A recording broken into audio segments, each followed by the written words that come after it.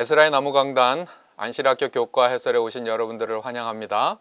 우리 이번 제4기 안교 교과 주제로 살펴보는 요한복음 우리 계속해서 함께 살펴보도록 하겠습니다. 오늘은 제7과 믿는 자들은 복되도다 라고 하는 제목으로 우리 함께 말씀을 연구하겠습니다. 믿는 자들은 복되도다. 요한복음은 이 믿는다라고 하는 말을 굉장히 많이 사용하고 있습니다. 핵심 주제어입니다. 믿는다. 근데 믿는다고 하는 것에 또 특별히 이 강조하고 있는 부분이 오늘 이 기억절에 등장하고 있습니다.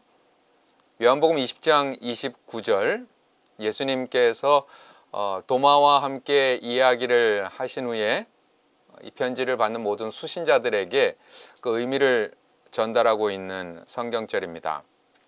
살펴보면 예수께서 이르시되 너는 나를 본고로 믿느냐? 본고로 믿느냐? 보지 못하고 믿는 자들은 복되도다 하시니라. 그러니까 믿는데 특별히 요한복음에서 강조하고 있는 이 믿는다라고 하는 것은 보지 않고 믿는 것, 보고 증명되고 확증되고 이렇게 해서 믿는 것보다는 보지 않고 믿는 것에 대하여 그 의미가 무엇인지 조금 더 다시 설명하고 있습니다.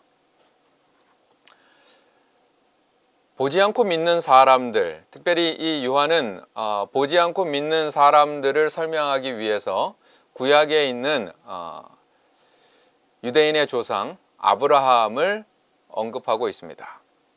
아브라함의 증언이죠. 아브라함은 보지 않고 믿은 것이 무엇인지 설명하고 있습니다. 로마서 4장 3절에 보면 성경이 무엇을 말하느냐?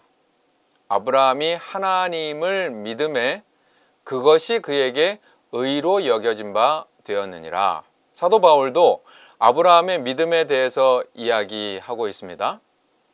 아브라함이 하나님을 믿었다. 그것이 그에게 의로 여겨진 바 되었다. 이 말씀이 어떤 사건에서 아브라함의 일생 가운데 어떤 모습에서 기록된 말씀일까요? 창세기 15장 3절로 6절에 보면 아브라함이 또 이르되 주께서 내게 씨를 주지 아니하셨으니 내 집에서 길린 자가 내 상속자가 될 것이니이다. 여호와의 말씀이 그에게 임하여 이르시되 그 사람이 내 상속자가 아니라 내 몸에서 날 자가 내 상속자가 되리라 하시고 내 몸에서 난 자가 아니라 내 몸에서 날 자가 앞으로 지금까지 아브라함이 굉장히 많이 기다렸는데 아이가 태어나지 않아요. 그래서 자기의 집에 있는 종이 매니저가 자기의 상속자가 될 것이라고 하나님 앞에 그 바람을 이야기했더니 아니다. 너에게서 날 자가 앞으로 너의 몸에서 너의 씨에서 날 자가 내 상속자가 되리라 말씀하시고 그를 이끌고 밖으로 나가 이르시되 하늘을 우러러 무뼈를 셀 수 있나 보라. 또 그에게 이르시되 내 자손이 이와 같으리라. 밤하늘에 있는 많은 별들을 가리켜 보이시면서 내 몸에서 날 후손이 저 하늘의 별과 같이 많겠도다. 현재 지금은 한 명도 없는데요. 그 한 사람도 아직 나지 않았는데 그 수요가 하늘의 무별처럼 많을 것이다. 하나님 말씀하셨어요. 그 말씀에 대하여 아브라함이 여호와를 믿으니 여호와께서 이를 그의 의로 여기셨다. 그러니까 창세기 15장에 있는 말씀을 통해서 보면 아브라함이 아직 자기 몸에서 날 자녀를 보지 못했을 때 그리고 그것이 일어날 가능성이 점점 희박해지어가는 그러한 상황 속에서라도 아브라함은 보지 않았지만 볼 수 없지만 하나님의 말씀을 믿었다고 하는 것이죠. 보이지 않고 보지 못하고 그럼에도 불구하고 하나님의 말씀을 붙잡는 것, 그것이 믿음이다 라고 설명하고 있습니다. 예수님이 이 땅에 오셔서 그 말씀을 하고 있는 것입니다. 유대인들이 잘 알고 있는 그들의 조상 아브라함에 대한 이야기를 유대 지도자들과 유대인들에게 요한복음 8장에서 말씀하셨습니다. 요한복음 8장 56절, 너희 조상 아브라함은 나의 때 볼 것을 즐거워하다가 보고 기뻐하였느니라. 아브라함이 예수님의 때 볼 것을 즐거워하다가 기뻐하였느니라. 볼 것을, 그렇죠? 앞으로 일어날 일에 대하여 아직 지금 보지 못했지만 그것을 믿고 기뻐하였느니라. 무슨 말씀일까요?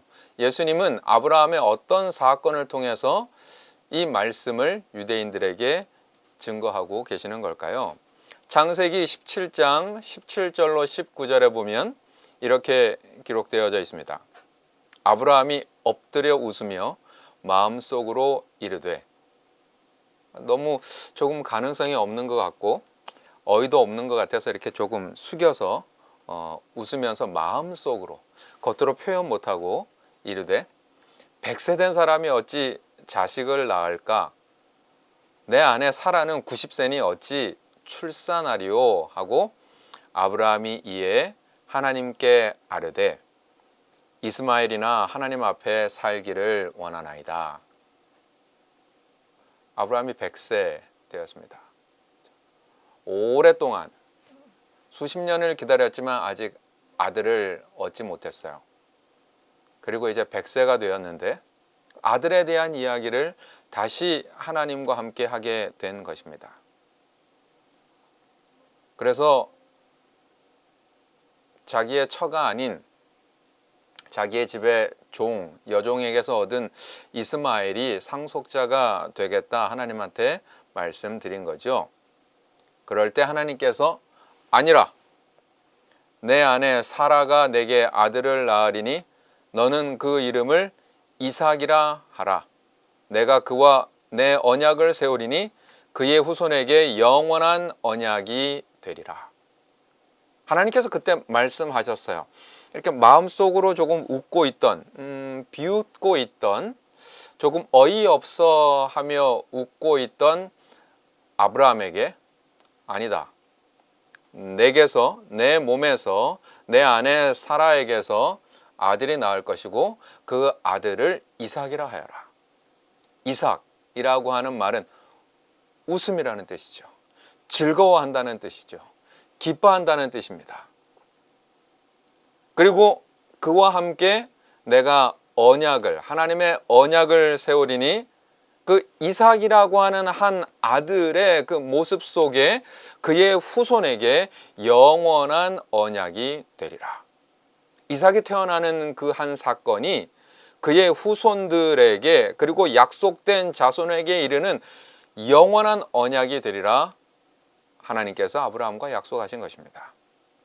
예수님은 그 이삭과 그 이삭의 후손으로 이 땅에 오신 자신을 가르치면서 아브라함이 그 약속을 붙들고, 메시아의 약속을 붙들고 100세가 되었지만 그의 환경은, 그의 현실은 도무지 보고 믿을 수 없는 상황이었지만 하나님의 말씀을 믿으며 그의 삶에 기쁨이 이르렀다.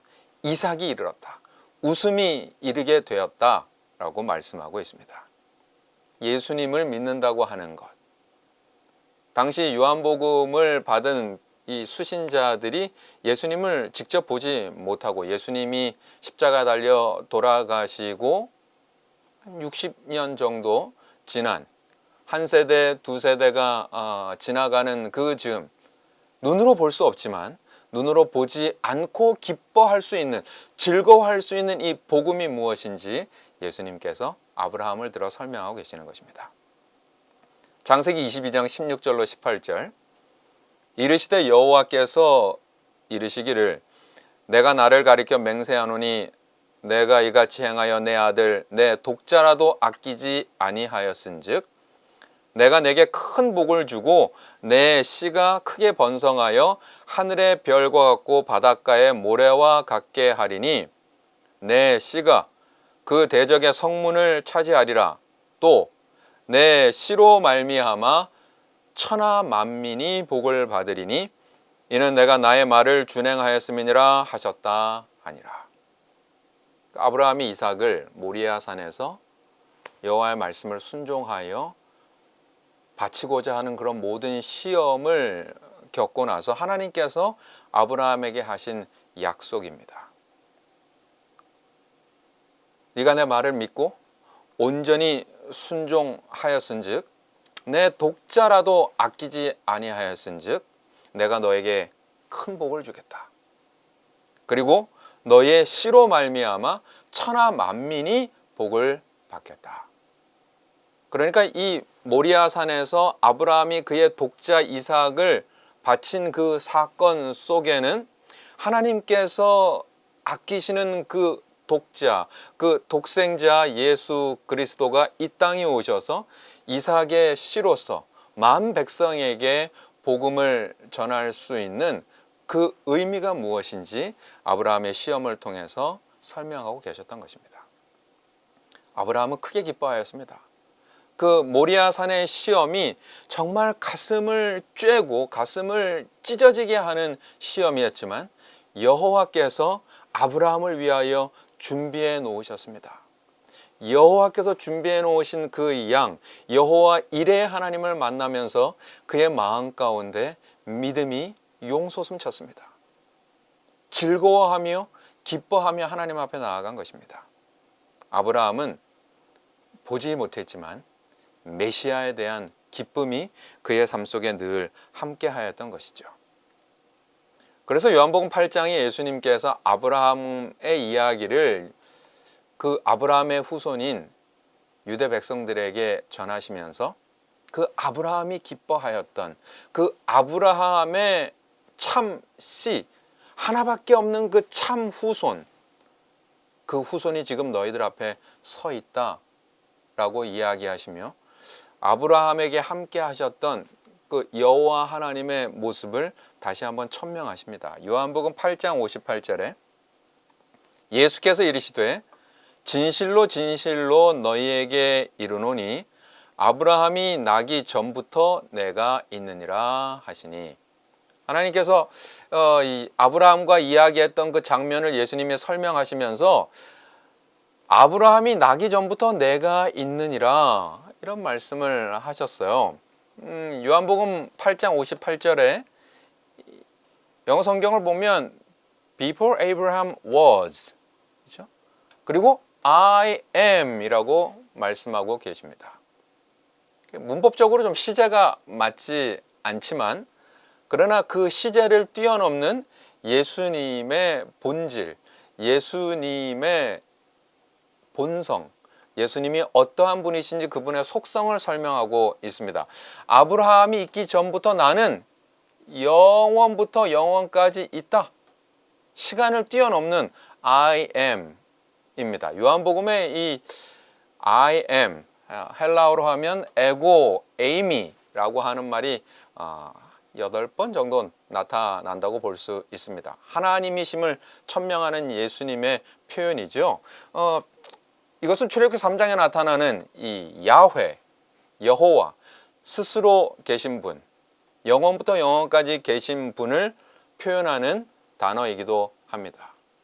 예수님은 아브라함의 사건을 유대인들에게 설명하면서 아브라함이 가졌던 그 복음 속에 있는 메시아, 하나님이신 그분이 여기 서 있다. 자신의 선언을 요한복음 8장에서 유대인들에게 하고 계신 것입니다. 아브라함의 증명과 아브라함의 증언과 예수님의 선언, 그 선언을 듣고 보고 있었던 유대인들, 그들 중에 대부분은 그것을 거절하고 결국 신성모독이라고 하며 돌을 들어 치려 했지만 편지서를 받는 자들에게 다시 한번 호소하고 계십니다. 오늘 우리가 들고 있는 이 요한복음 속에서 주님은 우리에게 호소하고 계십니다. 보이는 것을 뛰어넘어 보지 못하지만 말씀으로 우리의 심령에 다가오시는 2000년 전 그 유대 땅에도 계셨고 2024년 오늘 내 마음속에 계시는 주님을 붙잡으라고 말씀하고 계십니다. 또한 요한복음에는 예수 그리스도를 증언하기 위하여 또 한 여인이 등장하고 있습니다. 이 여인은 마리아입니다. 마리아는 지극히 비싼 향유 곧 순전한 나드 한 근을 가져다가 예수의 발에 붓고 자기 머리털로 그의 발을 닦으니 향유 냄새가 집에 가득하더라.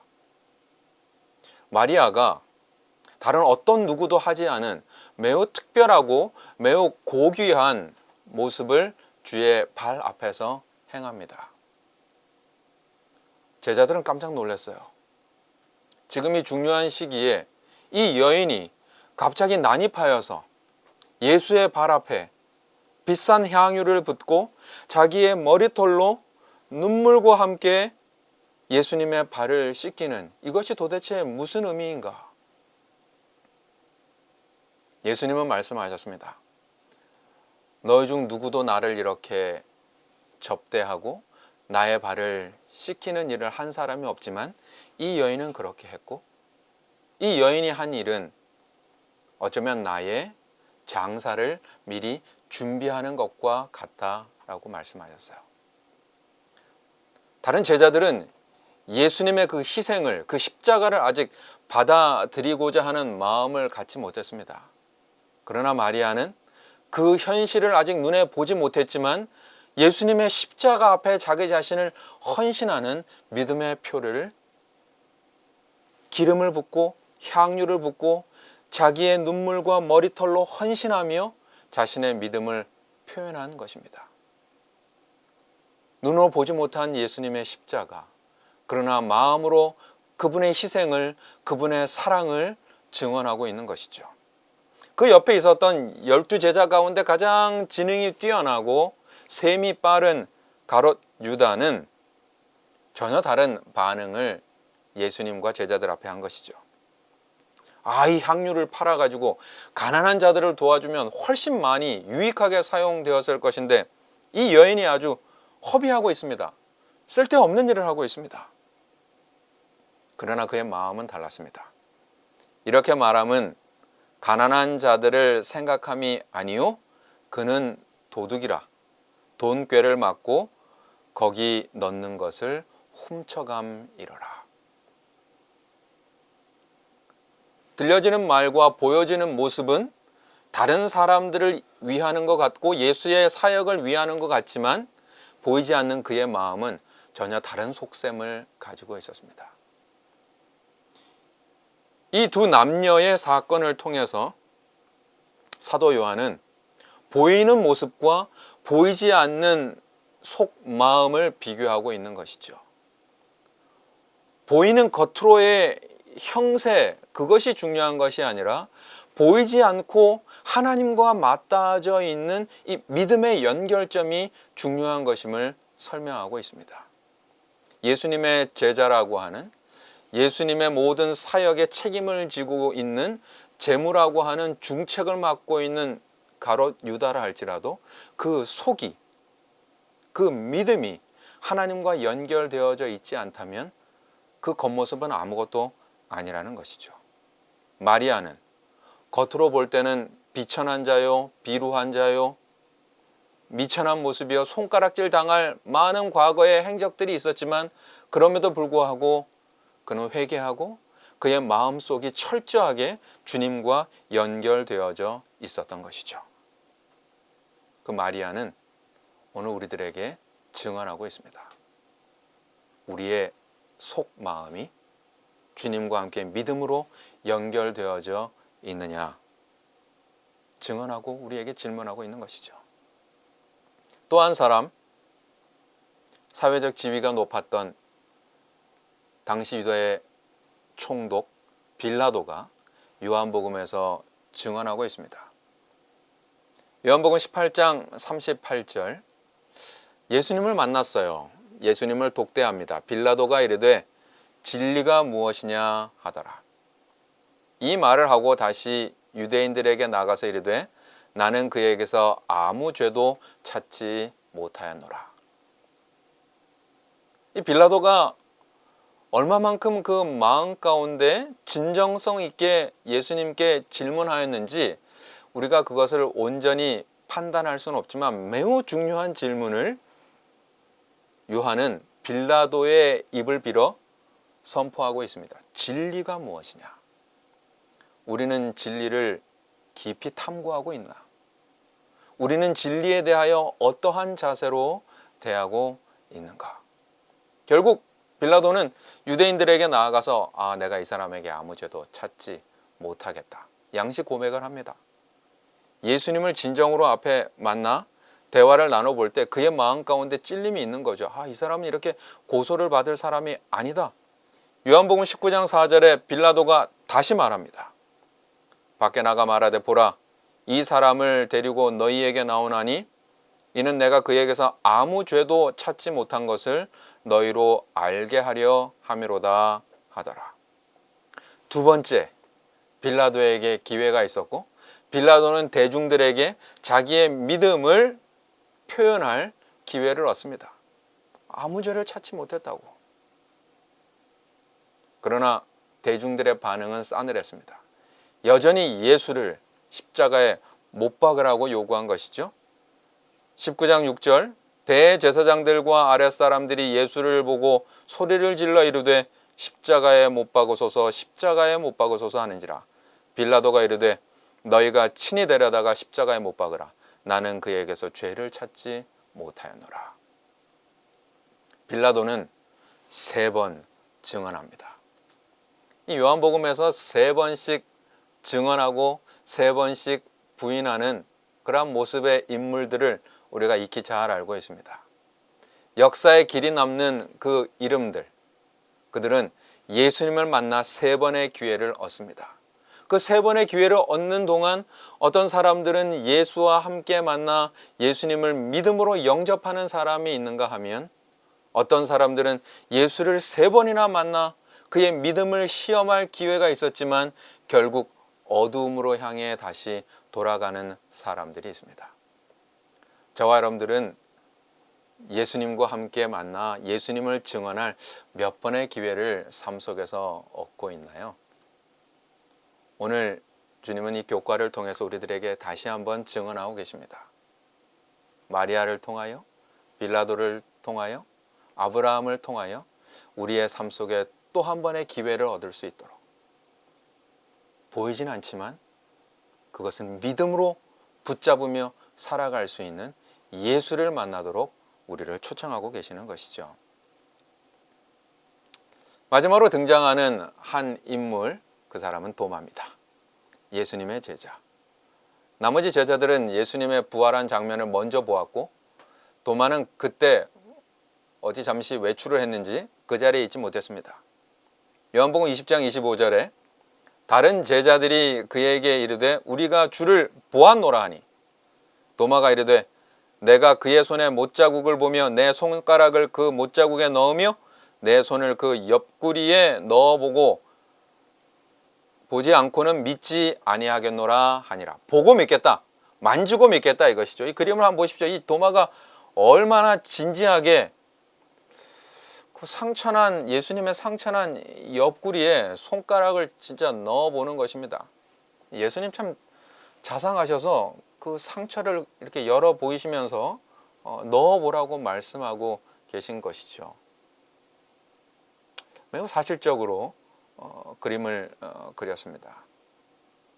그러면서 도마를 바라보시며 또 도마 뒤에 있는 그런 부류의 후대 많은 사람들을 생각하시며 예수님께서 말씀하세요. 오늘의 기억절의 말씀이죠. 요한복음 20장 29절 예수께서 이르시되 너는 나를 본고로 믿느냐? 보지 못하고 믿는 자들은 복되도다 하시니라. 팔복을 뛰어넘어 요한복음에 나타난 복, 그리고 그 복음은 보지 못하고도 믿을 수 있는 자들, 성령의 감동을 통하여 본고로 믿는 것이 아니라, 만지고 믿는 것이 아니라 들으며 성령의 감동으로 마음속에 주님을 영접하는 사람들, 그들은 복된 사람들이다 말씀하고 있습니다. 여기 증거라고 하는 말과 실증이라고 하는 말이 있습니다. 정노의 계단에 있는 말씀 중에 나오는 단어인데요. 제가 좀 읽어보겠습니다. 정노의 계단 105쪽. 하나님께서는 결코 우리의 믿음의 기초가 될 만한 충분한 증거도 주시지 않은 채 우리에게 믿으라고 요구하시지 않는다. 그러니까 충분한 증거도 주시지 않은 채 믿으라고 요구하시지 않는다. 무슨 말입니까? 그러니까 많은 증거를 주신단 말이죠. 그분의 존재, 품성, 말씀의 진실성은 모두 우리의 이성에 호소하는 증거로 말미암아 세워진다. 그러니까 어떤 의미에서 무턱대고 믿으라고 말씀하시는 것이 아니라 그분의 존재와 품성과 말씀의 진실성은 많은 부분에 우리의 이성에 호소하는 증거들이다. 자세히 살피면 우리 인간이 가지고 있는 이성으로 그것을 잘 합리적으로 이해할 수 있다고 하는 말씀이죠. 그 증거는 넉넉하다. 그렇지만 하나님께서는 의심의 가능성을 제거하지 않으셨다. 우리의 믿음은 증거 위에 세울 것이지만 실증 위에 세우는 것은 아니다 말씀하셨습니다. 그래서 여기 계속해서 나오고 있는 증거라고 하는 말과 실증이라고 하는 말이 서로 대조되어지고 있습니다. 이 증거는 이제 evidence라고 하는 말이고, 실증이라고 하는 말은 demonstration이라고 하는 말입니다. 제가 사전을 좀 찾아봤더니 demonstration이라고 하는 말의 의미는 결국 매우 결정적인 증거다, conclusive evidence다라고 하는 말을 하고 있습니다. 그래서 이 본문의 정노의 계단에 있는 이 말씀을 정리하자면 하나님께서 많은 증거들을 우리에게 주십니다. 그러나 그 증거가 모든 어린 아이들에게 100%다 모든 것을 만들어 놓고 이것이다 실증할 수 있는 그러한 것이 아니라, 의심하려고 하는 눈으로 바라보면 얼마든지 의심의 가능성이 있는, 끊임없이 그것을 고찰하고 묵상하고 하면 그 길을 향해서 나아갈 수 있는 증거들은 많이 있다 말씀하고 있는 것이죠. 그 속에 우리의 믿음의 요소가 필요한 것입니다. 그것이 우리의 신앙인 것입니다. 어떤 사람들은 그 많은 증거에도 불구하고 그것이 실증이 아니라는 이유로 물러나는 사람들이 있습니다. 95%, 96%, 97%가 보여지지만 나머지 2%, 3%가 왜 아직도 보여지지 않느냐라고 이야기하면서 돌아가는 사람들이 있다는 것이죠. 우리의 증언은 어떠해야 할까요? 예수에 대한 우리의 증언 말이죠. 그래서 요한은 요한복음 20장 30절로 31절에 이렇게 증언합니다. 예수께서 제자들 앞에서 이 책에 기록되지 아니한 다른 표적도 많이 행하셨으나 오직 이것을 기록함은, 많은 증거들이 있지만 그 중에 특별히 추려서 이러한 증거들을, 이러한 표적들을 기록함은 너희로 예수께서 하나님의 아들 그리스도이심을 믿게 하려 합니다. 증거를 바탕으로 믿음으로 나아갈 수 있도록, 그리고 너희로 믿고 그 이름을 힘입어 생명을 얻게 하려 함이니라. 영원한 생명을 얻게 하려 함이니라. 빛과 어두움의 두 큰 세력이 이 세상을,